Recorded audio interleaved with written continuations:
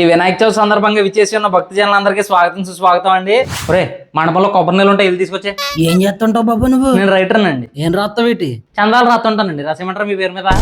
ఎంతండి? 116. పేరు అప్పారావు. అలాగే అప్పారావు గారు మన దేవుడికి విరాళంగా 116 రూపాయలు ఇచ్చారండి. మా ఆవిడ పేరు కూడా చెప్పు.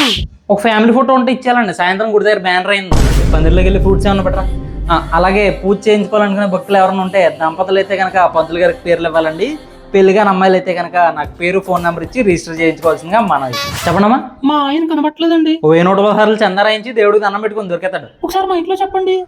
బొమ్మూరు గ్రామం నుంచి శ్రీనివాస్ గారు అండి. ఎక్కడున్నా సరే మీ ఆవిడ గారు వెతుకుతున్నారు, త్వరగా ఇంటికి వచ్చేయమనండి. ఇంటికి రావాల్సిందిగా కోరుకుంటున్నారు. అలాగే పెద్ద పాలు ప్యాకెట్ చిన్న పెరుగు ప్యాకెట్ తేమనండి. అలాగే ఇప్పుడే వచ్చేసి ఉన్న మన ప్రెసిడెంట్ గారికి స్వాగతం సుస్వాగతం అండి. మీ అందరికీ తెలుసు మన ప్రెసిడెంట్ గారు చాలా హృదయం ఉన్న వ్యక్తి. ఉన్న పలంగా 20,000 చందా రాసినా సరే మనం ఆశ్చర్యపోవాల్సిన పని లేదు. కమిటీ కుర్రోళ్ళు పని ఉన్నంతసేపు పక్క వీధుల్లో తిరిగి ప్రసాదం పెట్టే టైంకి ఇక్కడికి వచ్చేస్తున్నారని మన కమిటీ లీడర్ ఆవేదన వ్యక్తం చేస్తున్నారండి. సోదా మామిడాకులు కట్టాలి, వెళ్ళరారా. మావిడాకుల చిన్న పని ఉంది, ఇప్పుడు వస్తానే.